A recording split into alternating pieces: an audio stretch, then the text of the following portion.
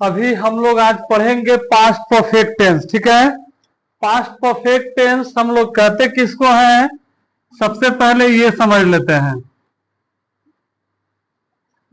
देखो, the statement which shows, यानी कि वैसा वाक्य जो दर्शाता है, shows that the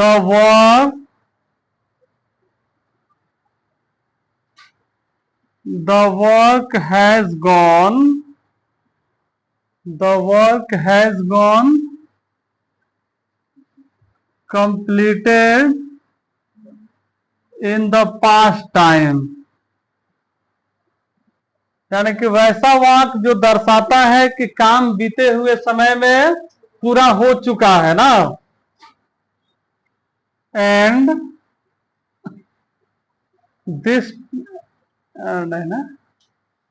time is called past perfect tense, और इसको हम लोग क्या कहेंगे, पास्ट परफेक्ट टेंस कहेंगे। ठीक है, और ये जो सेंटेंस है इसका, इस टेंस का, this type of Hindi statement is and with, चुका था,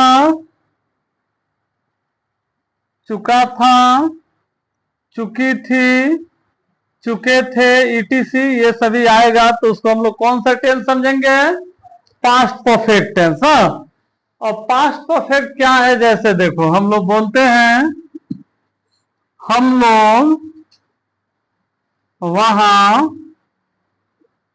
लोग वहां पहुंच चुके थे। अब देखो, कहीं मान लो हम लोगों को जाना था, 2 दिन 4 दिन पहले की बात बता रहे हैं हम लोग, तो किसी के जाने से पहले भी पहुंच चुके थे, तो हम लोग क्या बोलेंगे, हम लोग वहां पहले ही पहुंच चुके थे, या हम लोग वहां पहुंच चुके थे। या तुम लोगों का ट्रांसलेशन में ज्यादातर इसका ऐसा सेंटेंस देगा कि डॉक्टर के आने से पहले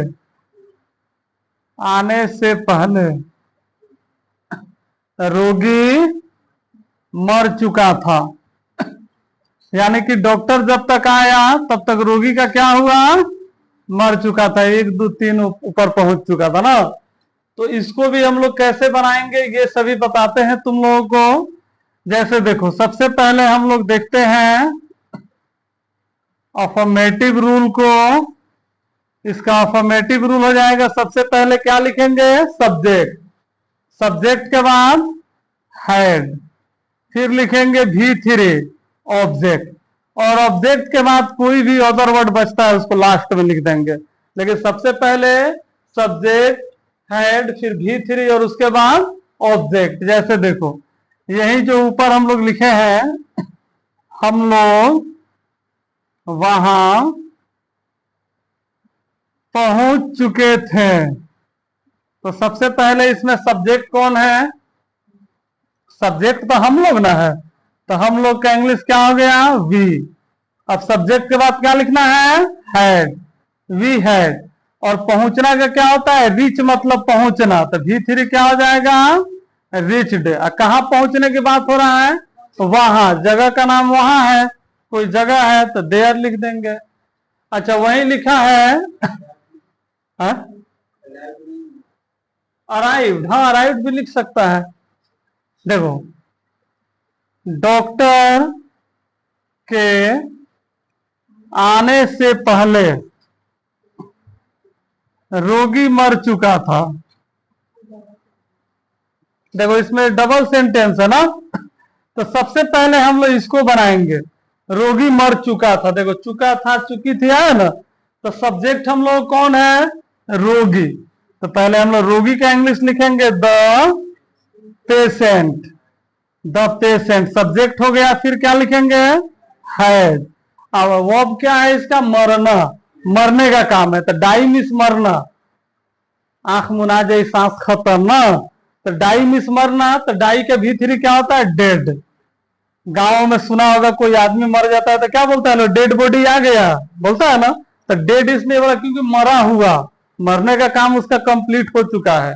तो द पेशेंट है डेड, और उसके बाद में तब इसको बनाएंगे डॉक्टर के आने से पहले, तो इधर से बनाएंगे, पहले का इंग्लिश लिखेंगे बिफोर, तब डॉक्टर के आने, तो before the doctor came, com का V2 इधर लिखते हैं ना। तो अब इस तरह से कई सेंटेंस तुम लोग बना सकता है सर। जैसे हम लोग खाने से पहले नहा चुके थे ना, तो हम लोग नहा चुके थे, तो we had taken bath before ate food. हाँ बोलो। हाँ, हम लोग के खाने से पहले खाना खत्म हो चुका था ना, खाना खत्म हो चुका था, पहले ये मेन सेंटेंस आ गया, the food has ended, the food has ended. या उसको हम लोग ये भी बोल सकते हैं द फूड हैज, नहीं फिनिश माने तो समाप्त होना ना था, एंडेड ही बोलेंगे खत्म होना का। और उसके बाद हम लोग खाने से पहले, तो before we ate, the food had ended before we ate. Eat का क्या होता है, ईट एट ईटन, वर्ब 3 लिखना है। नहीं यहाँ पे तो वर्ब 2 ना लगेगा, इधर वाला में क्या लिखेंगे V2, और इसमें क्या लिखना है V3। तब समझ में ना कैसे बनेगा। तो सबसे पहले इधर वाला को बनाएंगे और तब उधर वाला को। जैसे स्कूल पहुंचने से पहले घंटी बज चुकी थी, तो the bell had ringed before, क्या होगा रिच द स्कूल, रिच हो जाएगा।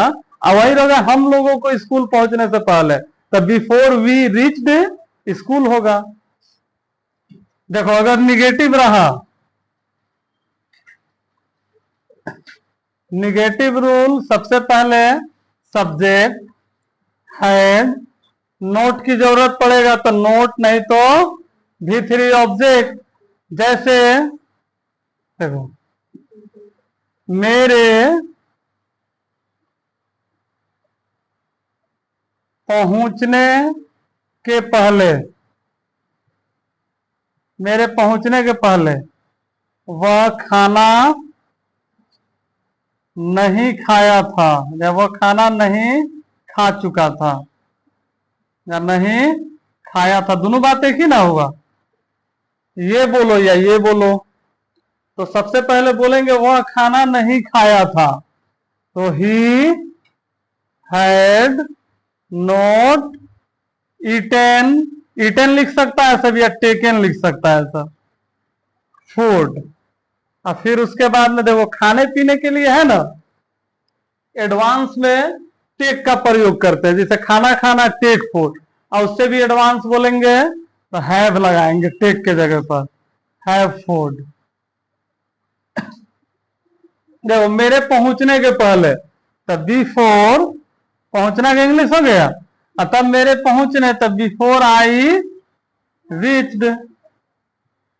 देखो अगर इंट्रोगेटिव सेंटेंस अगर रहेगा, इंट्रोगेटिव का मतलब, इस्लाम, इंट्रोगेटिव का मतलब हो गया कि कोई ना कोई क्वेश्चन करेगा, सबसे पहले क्या लिखेंगे हैड, फिर सब्जेक्ट, नोट की जरूरत पड़ेगा तो नोट, नहीं तो V3 ऑब्जेक्ट और क्वेश्चन मार्क।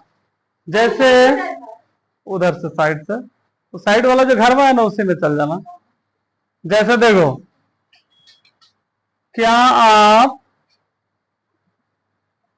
पत्र लिख चुके थे, क्या आप पत्र लिख चुके थे, तो देखो सबसे पहले सब्जेक्ट क्या है, आप है, तो इसमें तो कोई भी सब्जेक्ट है सभी के साथ क्या लगेगा, हैड लगेगा। तो हम लोग लिखेंगे had you written a letter.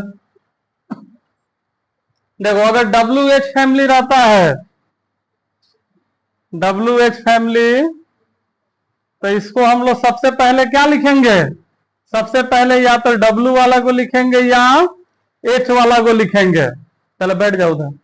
उसके बाद में क्या लिखेंगे, हैड लिखेंगे, फिर सब्जेक्ट लिखेंगे, फिर नोट लिखेंगे, फिर V3 ऑब्जेक्ट और क्वेश्चन मार्क। जैसे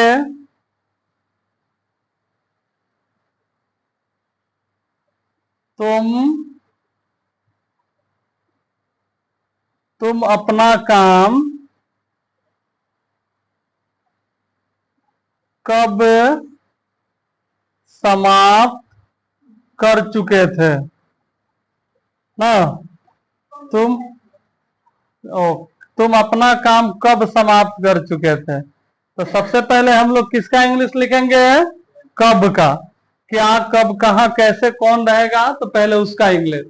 तो देखो यहाँ पे सबसे पहले क्या हो जाएगा, व्हेन। व्हेन के बाद हैड।